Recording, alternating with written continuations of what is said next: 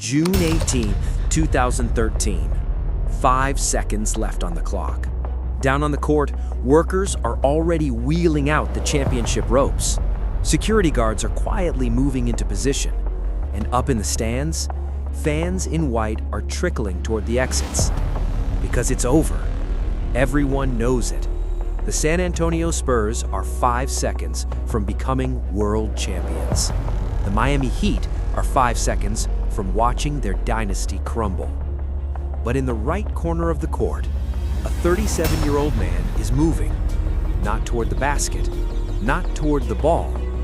Backward, one quiet step at a time, retreating toward the three-point line like he's disappearing into the chaos on purpose. Because Ray Allen knows something the rest of the arena doesn't. And in about 4 seconds, the entire basketball world is going to feel it. This is Game 6 of the 2013 NBA Finals.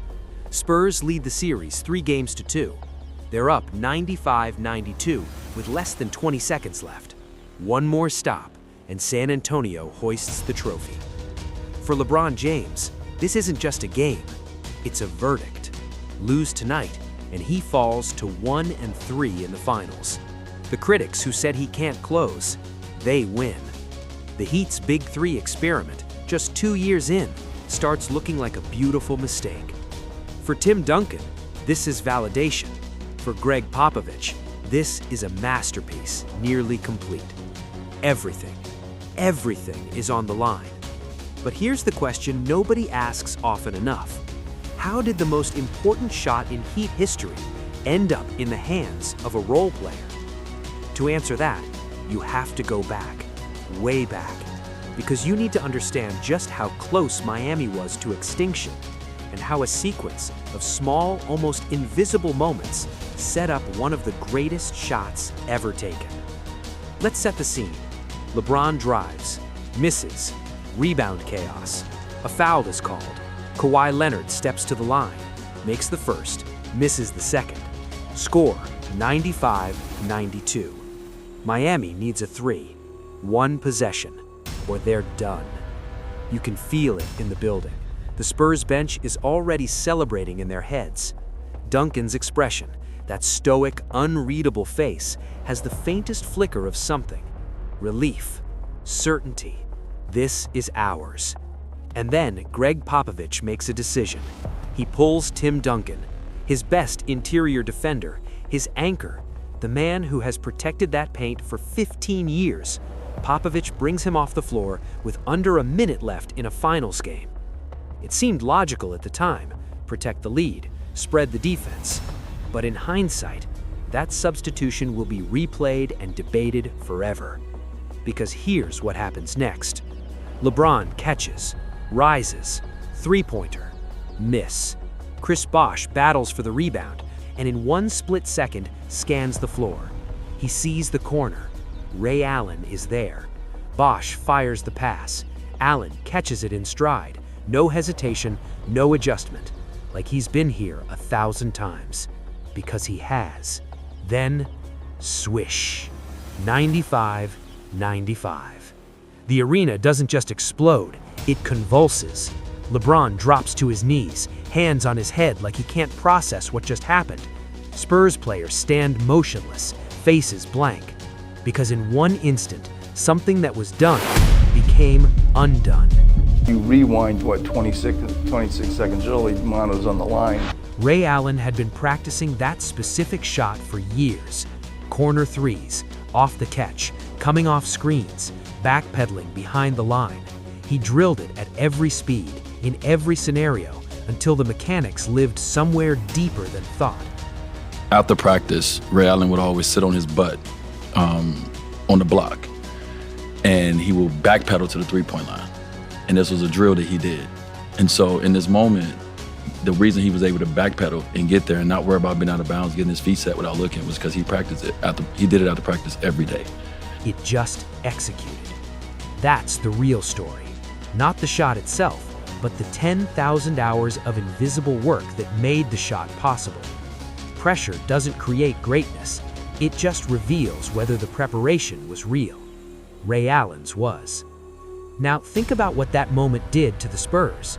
They had already won. In their minds, in their bodies, the trophy was theirs. The celebration was seconds away.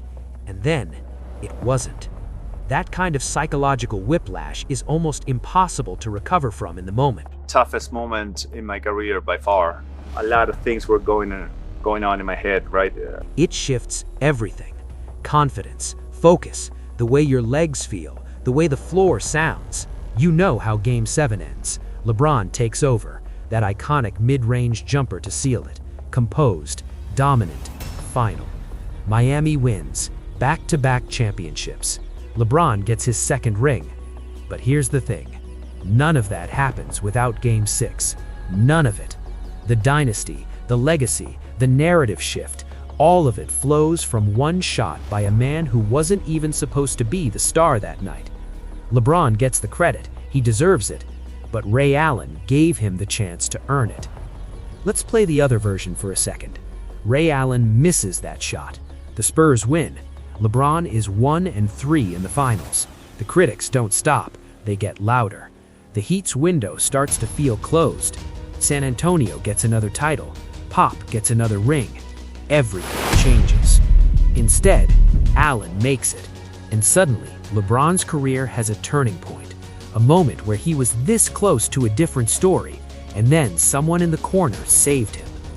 The Spurs, for all their greatness, never quite recovered from that night. They got back to the finals the very next year and lost to Miami again. Whether that shot broke something in them psychologically, you can debate it, but the timing is hard to ignore. Sometimes the most important thing a legend does isn't win a championship, it's prevent someone else from losing one. Years later, people still watch that clip. Not just Heat fans, not just basketball fans, people. Because it captures something that goes beyond sport. It's about what happens when the moment finds you instead of the star. When the spotlight swings to a corner of the court where a quiet veteran has been waiting, not hoping, not praying, waiting, because he's done everything right to be ready for exactly this. Ray Allen didn't force his way into that moment. He didn't demand the ball. He just moved to the right place, stayed ready, and let everything he'd built over a career do the work. That's the lesson that outlives the highlight.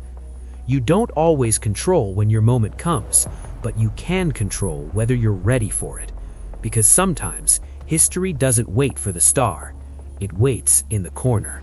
And when it arrives, one step back, shoulders square, eyes on the rim, you either make the shot or you don't. If you want more deep dives like this, the moments behind the moments, the stories that don't fit in highlight reels, subscribe. Because basketball isn't just a sport, it's the best storytelling on earth.